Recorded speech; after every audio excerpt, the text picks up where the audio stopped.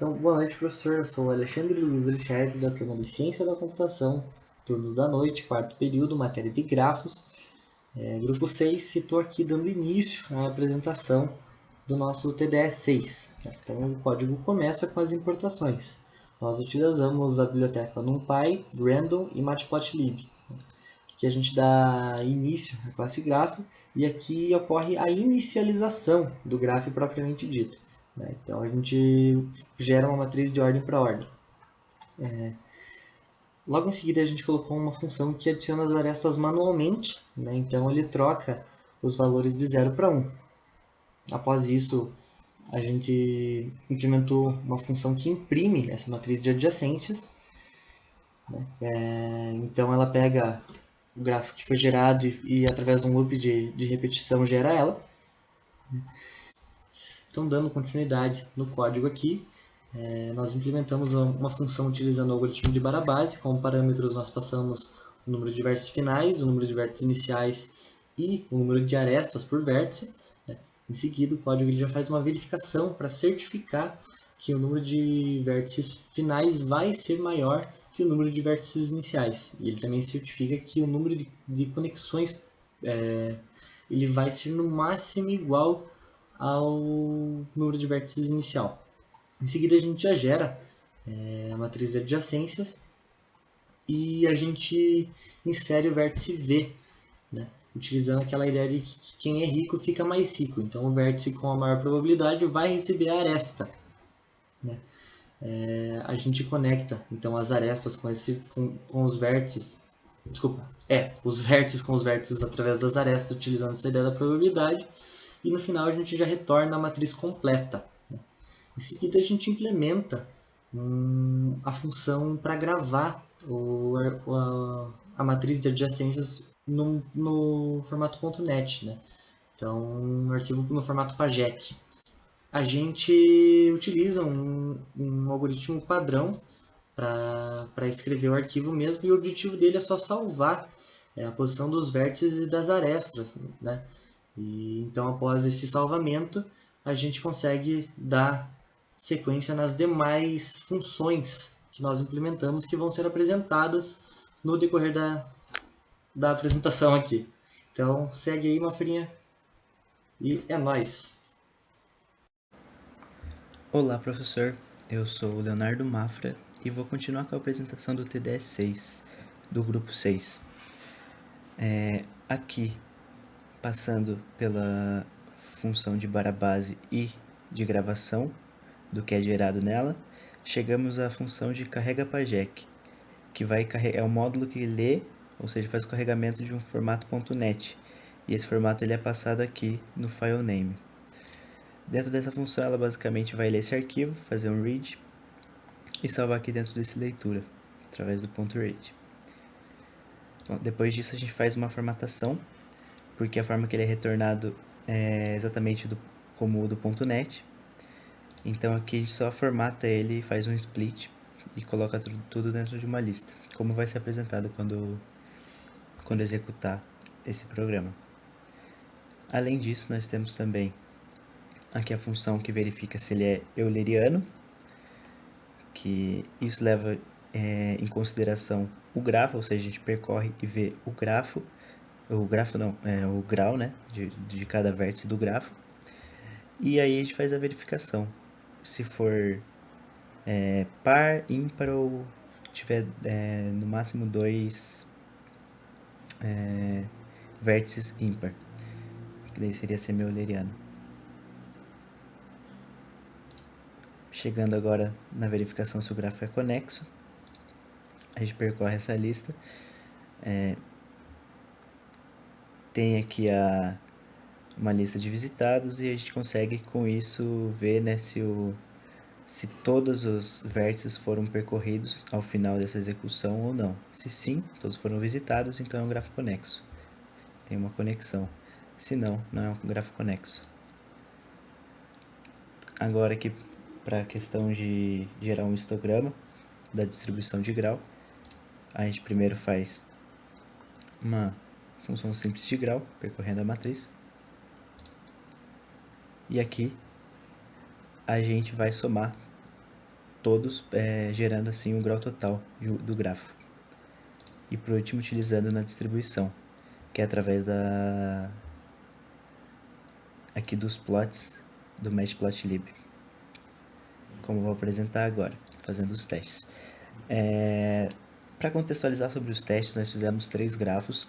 O primeiro, que é o grafo G1, ele é um grafo que vai receber 3 parâmetros, como já foi comentado, que é o número final de vértice, ou seja, a ordem, o N0, que é o número inicial de vértice, e também o K, que é a quantidade de arestas por vértice novo adicionado. Primeiro a gente instancia aqui, faz um G1, e dentro do GravaPajek, como o Alexandre apresentou, a gente passou o file name e lá ele faz a utilização de uma matriz com o algoritmo de Barabase. Então, se eu dou um F5 aqui, gravação.net, que no caso aqui está com 333 vértices, que é um que a gente gerou antes da apresentação. Se eu dou um F5 aqui, que seria com 666 vértices,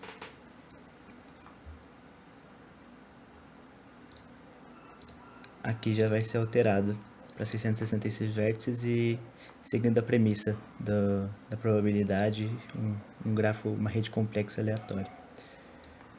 K sendo 2, então isso é mostrado aqui.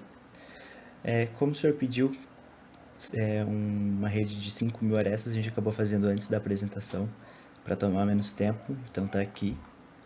Ele até ficou bem grande, né? Tendo 5.000 arestas, ele chega a mais de 20.000, 5.000 vértices chega a mais de 20.000 arestas, então já é uma rede mais encorpada.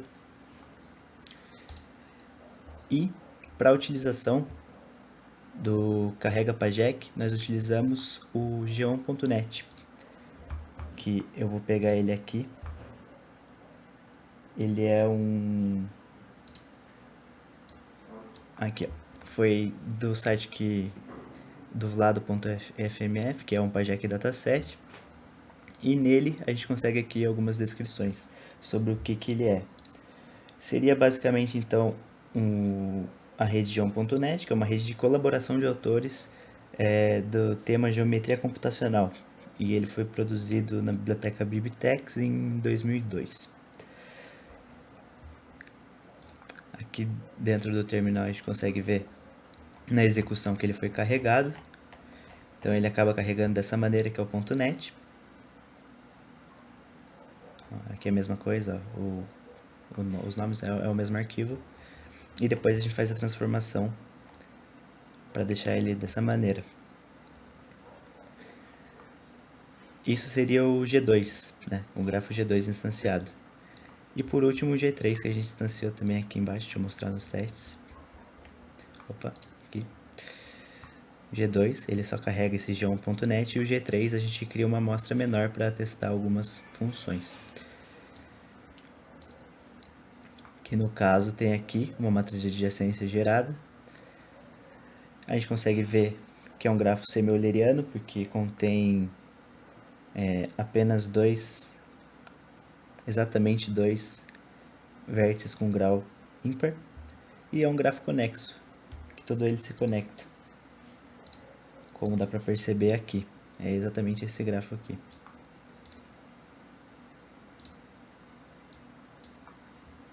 Se for comparar com isso aqui. Conseguindo retirar também algumas informações de grau. Do grau 1, por exemplo, de um vértice específico é 2, porque ele se conecta aqui na criação ao 2, ao vértice 2 e ao vértice 3.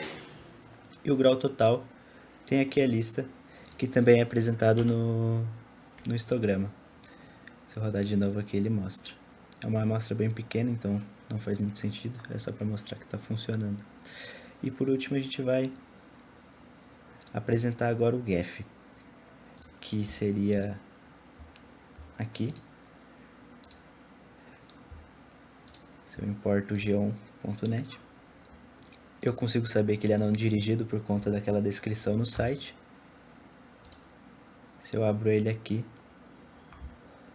consigo mostrar os labels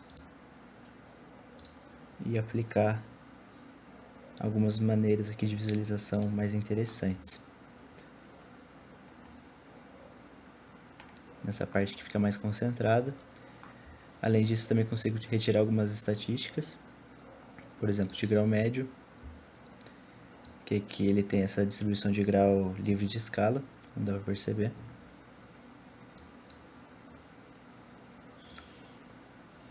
Um diâmetro da rede normalizado.